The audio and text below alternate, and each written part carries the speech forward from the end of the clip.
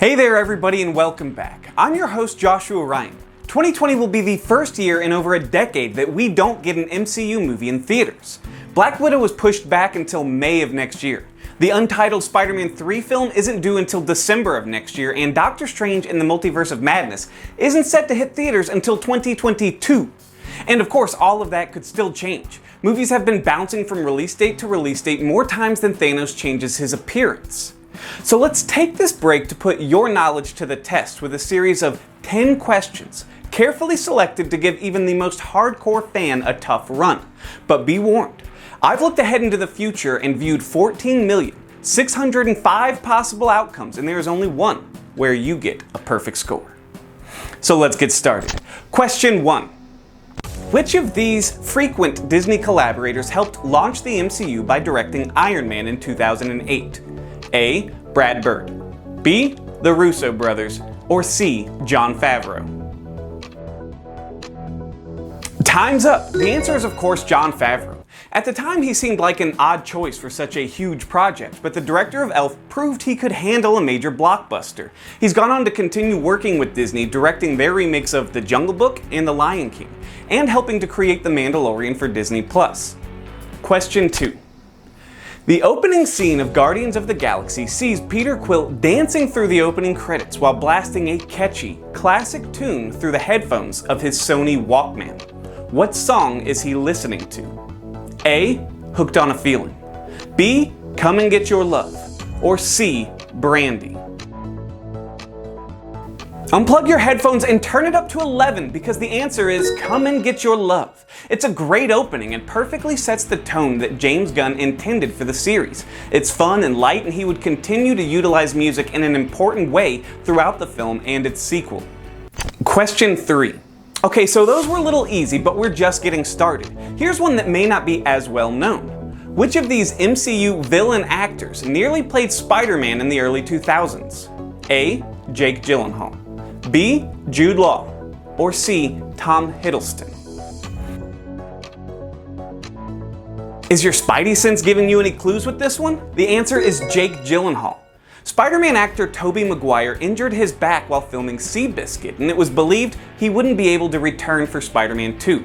At that time, it was a young Jake Gyllenhaal who was being looked at to replace him. Luckily, Tobey healed up in time to don the spandex suit in the sequel, and Gyllenhaal eventually got his chance to be in a Spider-Man film as Mysterio in Far From Home. Question 4. MCU films are popular all over the world. Sometimes, however, they're changed up a little bit in other countries. One example of this is the title of Thor Ragnarok, which was changed pretty significantly for its Japanese release. What was the title changed to in Japan? A.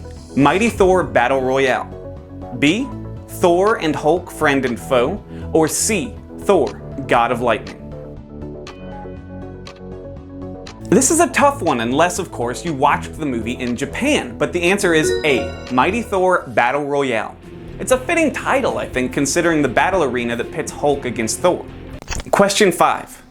In Avengers Infinity War, when Tony Stark comes face to face with the villain Ebony Maw, he hilariously refers to him as what fictional cartoon character? A. Gonzo, B. Squidward, or C. Eeyore? It was one of the funniest lines in the movie, and of course the answer is B. Squidward. Tony is known for his insults, quips, and one-liners, but the line, "Get lost, Squidward," directed at such a menacing bad guy and delivered with Robert Downey Jr.'s typical sarcasm, is extremely memorable and a fan-favorite moment. Question 6.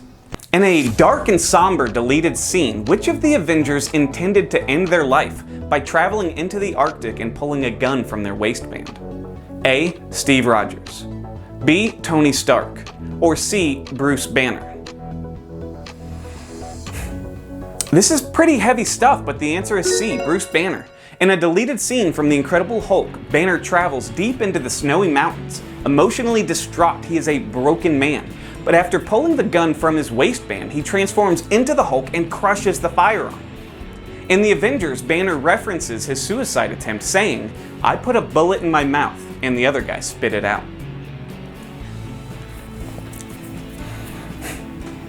Question 7. In Captain America: The Winter Soldier, just before the iconic elevator fight sequence begins, Steve Rogers utters what line to the group of Hydra henchmen? A. Trust me, you don't want to do this. B.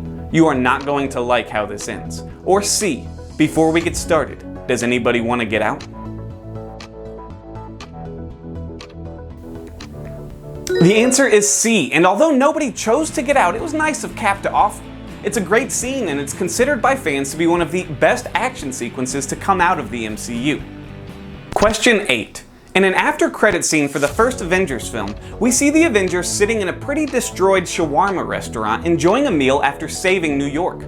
Everybody can be seen eating except for which Avenger?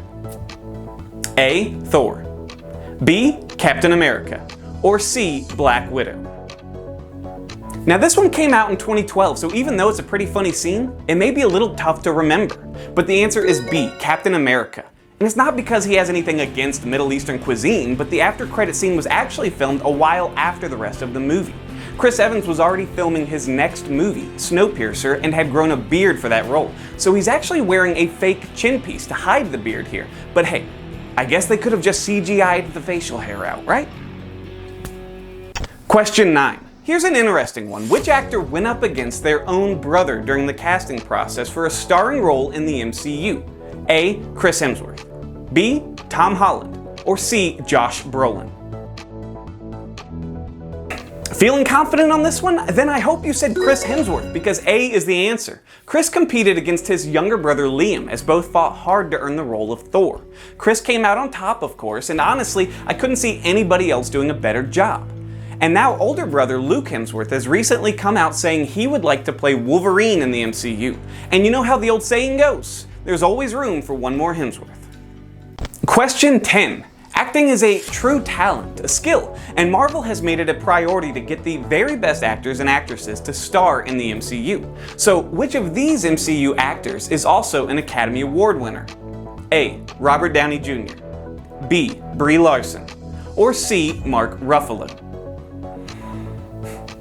You think you know this one? All three have been nominated for Academy Awards, but only one of them has taken the golden statue home, and that's B. Brie Larson. Mark Ruffalo has been nominated 3 times, Robert Downey Jr. nominated twice, but Brie Larson won for her leading role in the movie Room. And she's not the only Oscar winner in the MCU, there are plenty, like Forest Whitaker, Marissa Tomei, Natalie Portman, and more. So, how did you do? Did we stump you with any, or are you just too well versed in the Marvel Cinematic Universe? Did we burst your bubble with the snap of our gauntlet? Or did you find the one possible outcome to come out unscathed? I hope that you had fun, and I hope you even learned a thing or two. And don't forget to like and follow us on Facebook for more updates on all things entertainment. I'm Joshua Ryan. I'll see you next time.